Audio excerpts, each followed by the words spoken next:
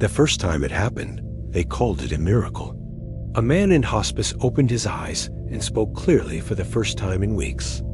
He named the nurse who held his hand. He apologized to someone who wasn't in the room. Then he started crying. Not from pain, from memory. Doctors thought it was a strange kind of lucidity, a final flicker of the brain. But the report spread. People near death weren't seeing lights. They weren't seeing loved ones. They were remembering, perfectly, every lie, every cruelty done casually, every moment they chose themselves and told a story later to make it sound kind. They remembered what they said and what it did. Families noticed the same pattern. The ones who lived gently passed quietly.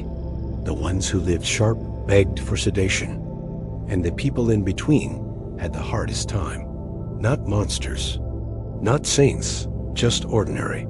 They tried to bargain. They tried to confess. They tried to make it stop. It didn't stop, because it wasn't guilt. It was clarity. Hospitals started calling it the recall, like it was a medical event. Insurance companies coded it. Research labs studied it. No one could find a cause. No toxin, no virus. No neural pathway that explained why memory suddenly became exact.